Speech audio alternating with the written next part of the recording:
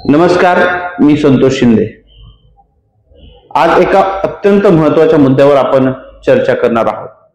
आपण सर्वांनी पाहिलं असेल की मागील आठवड्यामध्ये जम्मू काश्मीर येथील हजरतबल दर्ग्यामध्ये एका वास्तूचे उद्घाटन झाले। या वास्तूच्या संपूर्ण उद्घाटन हे प्रशासकीय पैशातून झाले। त्यामुळे त्या वास्तूच्या कोनशिलेवर भारताचं राष्ट्रीय प्रतीक असणारा अशोक स्तंभ लावण्यात आला होता। या अशोक स्तंभाची विटंबना तिथल्या काही धर्मांध मुस्लिमांकडून धार्मिक घोषणा देत करण्यात आली। आपण सर्वांनी त्या व्हिडिओमध्ये पाहिलं असेल, अगदी दगडाने तो अशोक स्तंभ फोडून काढला। खरं तर ही केवळ निषेधार्ह गोष्ट नाही, तर ही देशविघातक गोष्ट आहे। आपण पाहिलं असेल, एकीकडे या देशामध्ये काही शक्ती सातत्याने असा प्रचार करतात की भारतातील मुस्लिम हा कधीही देशप्रेमी असू शकत नाही, तो कायम पाकिस्तान, बांगलादेश या देशांना मदत करणारा आहे, इथला मुस्लिम धर्मांध आहे, तो देशापेक्षा आपल्या धर्माला अधिक महत्त्व देतो, असा सातत्याने प्रचार केला जातो। हा प्रचार खोडून टाकण्यासाठी आपण सातत्याने पाहतो या देशातला बहुजन वर्ग, या देशातला आंबेडकरवादी वर्ग, या देशातला पुरोगामी वर्ग सातत्याने मुस्लिम बांधवाच्या पाठीशी असतो। आणि हा इथला मुस्लिम बांधव हा भारतीय आहे, त्याला कोणाच्याही राष्ट्रभक्तीच्या सर्टिफिकेटची गरज नाही, हे पटवून देत असतो। परंतु इतर सर्व वर्ग मुस्लिम बांधवांच्या पाठीशी असताना मात्र मुस्लिम समाजातलेच काही समाजकंटक जे धर्मवेडे आहेत, तेच लोक जे इथला एक वर्ग जो आरोप करतो तो आरोप खरा आहे हे सिद्ध करून दाखवण्याचा काम इथला धर्मवेडा मुसलमान करतोय असं वाटू लागलं आहे। तो अशोक स्तंभ फोडताना तिथल्या धर्मांध मुस्लिमांकडून असं सांगण्यात आलं की इस्लाममध्ये मूर्तीपूजेला स्थान नाही, मूर्तीपूजा मान्य नाही।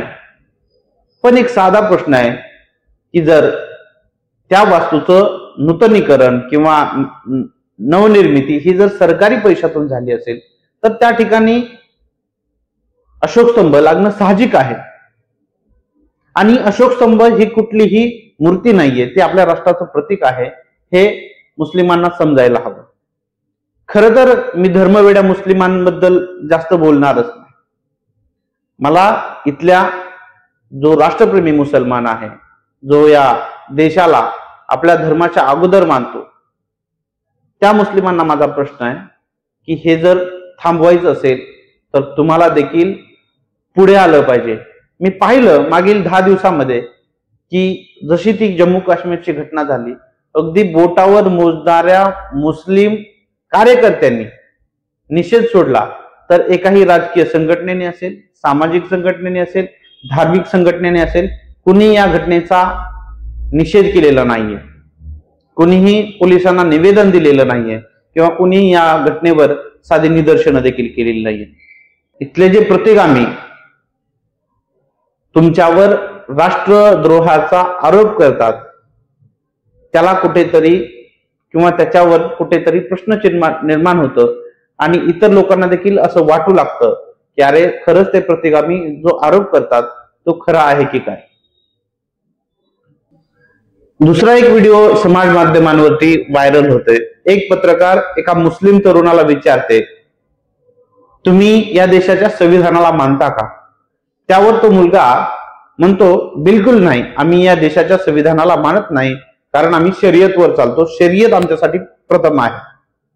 उस आदेश का पालन नहीं, बिल्कुल नहीं करेंगे। अरे भाई, देश के नागरिक है, देश का आदेश बिल्कुल भी नहीं करेंगे। संविधान का पालन बिल्कुल भी नहीं करेंगे। क्यों नहीं करेंगे आप? शरीयत के खिलाफ नागरिक है आप। हमारी शरीयत पहले आएगी, संविधान पहले आएगी, शरीयत पहले आएगी, संविधान शरीयत पहले आएगी। पण अजून एक घटना सोशल मीडियावर पाहिली असेल की अकोल्यामध्ये औरंगजेबाच्या फोटोला दुधाचा अभिषेक करण्यात आला। आम्हाला सुरुवातीला वाटायचं की असे वेडे केवळ यूपी, बिहार या ठिकाणीच असतात, परंतु छत्रपतींच्या महाराष्ट्रात, फुले शाहू आंबेडकरांच्या महाराष्ट्रात असे देखील धर्मवेडे मुसलमान आहेत एकीकडे जम्मू काश्मीरमध्ये अशोक स्तंभ फोडताना सांगायचं की आम्ही मूर्तीपूजा मान्य नाही म्हणून आम्ही अशोक स्तंभ फोडला, आणि दुसरीकडे औरंगजेबाच्या फोटोचं उदात्तीकरण करायचं. जो औरंगजेब जो कधीही स्वातंत्र्य, समता, न्याय, बंधुता या मूल्यांवर चालणार नव्हता, ज्याने कायम स्वतःचं राज्य वाढवण्यासाठी स्वतःच्या स्वार्थासाठी राज्य केलं, अशा औरंगजेबाचं उदात्तीकरण काही मुस्लिम बांधव करतात, हे अतिशय निंदनीय आहे. आता बघा, उत्तर प्रदेश कानपूर या काही ठिकाणी आय लव्ह मोहम्मदचे पोस्टर लावल्यावरून काहीतरी वादविवाद सुरू आहे आणि ते पोस्टर काढण्यात आले आहेत, त्यावरून आय लव्ह मोहम्मदचा ट्रेंड चालू आहे. त्याच्या विरोधात मुस्लिम समाजाने निदर्शनं केली, काही ठिकाणी चालू आहेत. हा एकच प्रश्न पडतो किंवा हा प्रश्न प्रत्येक मुस्लिमांनी किंवा प्रत्येक धर्मियांनी स्वतःला विचारला पाहिजे की आपला धर्म मोठा की देश मोठा. म्हणजे ज्यावेळेस धर्मावर आघात होतो, केवळ आय लव्ह मोहम्मदचे पोस्टर काढले म्हणून आता संपूर्ण देशभरामध्ये त्याच्या विरोधात निदर्शनं चालू आहेत. हे करायला तुम्हाला कोणीही आवाहन करण्याची गरज लागत नाही, ते तुम्ही स्वयंस्फूर्तीने करता. मग जेव्हा देशाच्या अशोक स्तंभावर असा आघात झाला त्यावेळेस काही सुजाण मुस्लिम पुढे का आले नाहीत, हाही प्रश्न आहे. त्यामुळे मुस्लिम बांधवांना विनंती आहे की आपण या प्रत्येक घटनेवरती सजग राहिलं पाहिजे. आपल्या देशामधला खूप मोठा वर्ग आहे जो सातत्याने मुस्लिम बांधवाच्या पाठीशी राहतो. त्याच पद्धतीने मुस्लिम बांधवांनी देखील सजग राहून या देशात घडणाऱ्या प्रत्येक घटनेवर व्यक्त झालं पाहिजे. मी असं म्हणत नाही तुम्ही तुमची देशभक्ती सिद्ध करा, तुम्ही प्रखर देशभक्त आहात, देशभक्तीचं सर्टिफिकेट इथे कुणीही वाटणार नाही, परंतु दुटप्पीपणाची भूमिका घेऊ नका. ज्या पद्धतीने तुम्ही आज आय लव्ह मोहम्मदच्या प्रश्नांवरती रस्त्यावर उतरला आहात, तुम्ही त्याच पद्धतीने अशोक स्तंभाच्या प्रश्नांवरती उतरला असतात तर आम्हाला देखील आनंद वाटला असता. अशोक स्तंभ हे देशाचं तर प्रतीक आहेत, पण ते बौद्ध धर्माचं महत्वाचं प्रतीक आहे, आणि हा तोच बौद्ध बांधव आहे जो या देशात मुस्लिमांच्या पाठीशी सातत्याने उभा राहत असतो. आणि मग काही मुस्लिम जर त्या बौद्ध प्रतीकांचा असा अवमान करत असतील, बौद्धांना विचार करावा लागेल. बौद्ध सुद्धा या प्रश्नांवर मोठ्या प्रमाणात व्यक्त होत आहेत. जाता जाता शेवटी एवढंच सांगतो की मुस्लिम असू दे किंवा अन्य धर्मी असू दे, या सर्व धर्मियांनी एक लक्षात ठेवलं पाहिजे की तुमचा देव आणि धर्म यापेक्षा कैक पटीनं हा देश महत्वाचा आहे आणि देश प्रथम आहे, हे आपण ध्यानात ठेवलं पाहिजे. धन्यवाद. जय हिंद, जय भारत.